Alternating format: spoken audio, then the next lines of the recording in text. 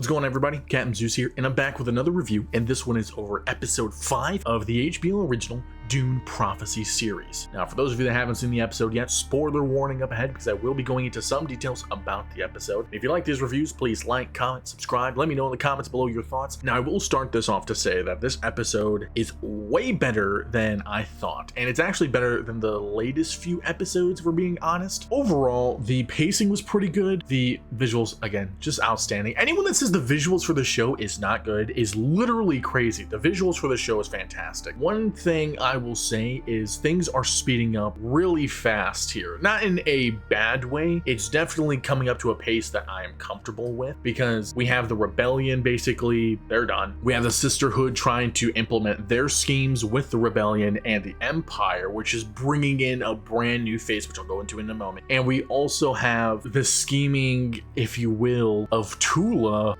back at the Sisterhood home base. We're going to start off with Desmond. Desmond is such a key character in this episode and really just the show in general for a variety of reasons. We start off this episode with the formation of what I can only assume is the Sardaukar, or the predecessor to the Sardaukar, because it's the elite force of the Imperium. They're definitely going to be doing their job pretty good. And they cracked down on the Arakan Ladies Club, but what I didn't think was they were going to try to blow the place up. I really didn't think they were going to blow that entire thing up. Desmond finds out that the Arakan lady, the bartender, who was in league with the rebellion, or whatever his assumptions were, is indeed a sister. And Atreides also realizes this. So not only is her secret out, but that is also going to be fuel to the flame of bringing down the Sisterhood for Desmond once he goes and reports this incident. And one thing I do want to point out too is the fact that he survived that explosion, which was nuts. I didn't think he was going to survive that, or maybe he was going to come out like burnt,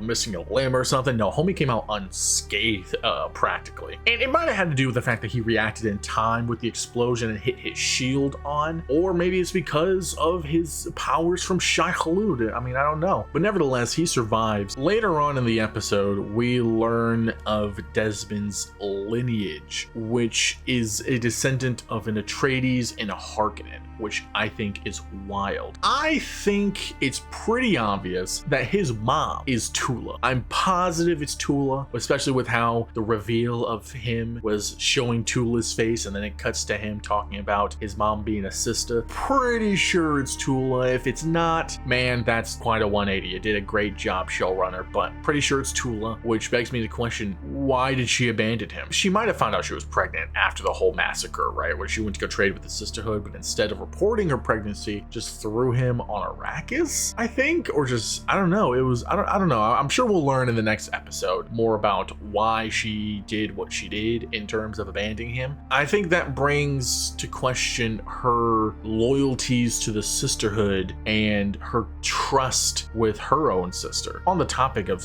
the Sisterhood, one thing I want to point out is they're not loyal to each other, or maybe they're not loyal to the Sisterhood. They're more selfish than I was thinking, because the Arakan sister, she's more worried about the Arakan people instead of the Sisterhood. A lot of the newbies, they're forming more bonds with each other, or with Tula and Lila, for example, than they should have, which I don't know if it's just because it's Gen 2 of the Sisterhood, they're still working the kinks out, but it's really weird how they've spread their influence so far and wide, and yet they're pretty fragile as an institution. So I don't know. I think it's kind of weird how so many of the sisters are not exactly pro Sisterhood. They still have so many selfish desires. I wonder how that's going to get fixed, if you will, quote unquote. Another thing too is one that I didn't think was going to be such a big character or have such a big influence in this episode, and that was Constantine. I feel bad for the guy. No one chooses their parents. No one chooses their birth situation, and he's born a bastard, and that's already, no matter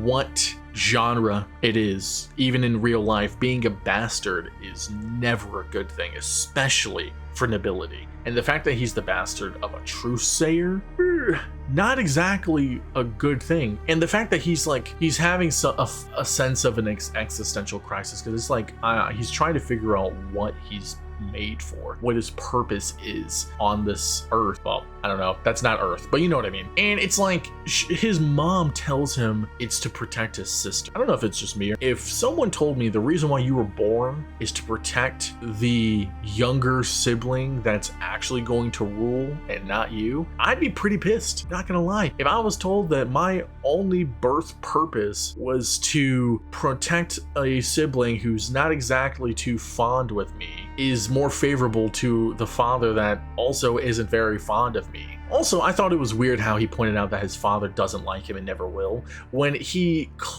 father clearly is infatuated, loves the truthsayer, Francesca, I believe her name was. It's like, why would you not adore the son of someone that you love so much? I thought that was a weird thing, and I think it just doesn't make sense either. Because you would think if you're the child of someone that you loved so much, you would get more attention and affection than the daughter of the empress that you didn't choose to marry. Speaking of Francesca, or the truthsayer lady, the emperor is such a freaking asshole. His blatant disrespect for his wife, to not only visibly in front of other nobles be showing affection and infatuation with the truthsayer, but also to not hesitate whatsoever in trying to smash her. Mind freaking boggling. Homie should know better. He should know better, especially as an emperor. And it's like his empress was already dealing with the fact that he doesn't listen to her. Like he doesn't like to heed her advice. He's too scared all the time. He puts a lot more trust in truthsayers than he should. And that's why he's such a weak emperor. And then she's over here doing her best for the Imperium, for her family, and is trying to make sure everyone is happy and is in a good place. And this dude just goes and he's like, oh, an old flame. Let me instantly rekindle that with gasoline instead of just leaving it alone. Her walking away heartbroken from that dinner makes a lot of sense. Now, her getting with Desmond, I didn't see coming. I mean, I knew she kind of had an interest in him, but I thought it was more of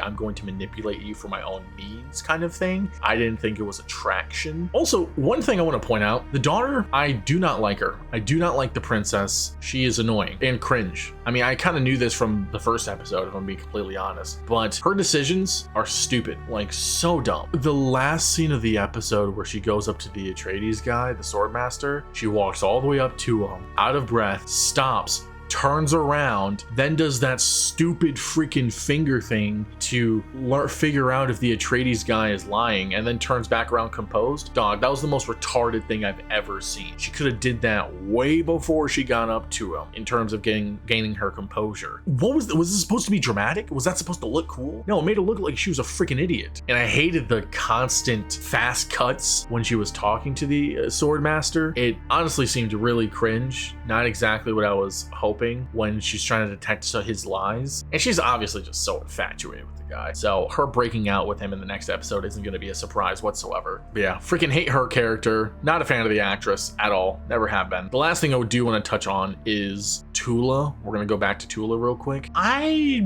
wonder what her plan is with Lila, because it seems like she doesn't exactly want to follow Mother Superior's plans. I think with the revelation that Desmond is alive, like her kid is alive, she's going to try to find him and save him. She's a very motherly figure, which isn't a bad thing, but it's also the main thing that's driven her to make terrible decisions. And now she's probably going to go and betray Mother Superior and try to save Desmond because of a past mistake she wants to right. This episode, it was like there's a lot of good things about it, and there was a lot of things that I just thought were stupid and cringe. So if I were to rate this episode, it'd probably be like a solid 7 out of 10, to be honest. I do have questions as to what's going to happen next. Apparently the next episode is the finale. I don't know if it's the season finale or the series finale. It depends on if the show gets renewed for a season 2, because I'm pretty sure there's more to this than just this first season. So we'll just have to see as to how the finale is going to unfold. I hope it's the highlight of the season, to be honest. But again, we'll just have to find out, because a lot of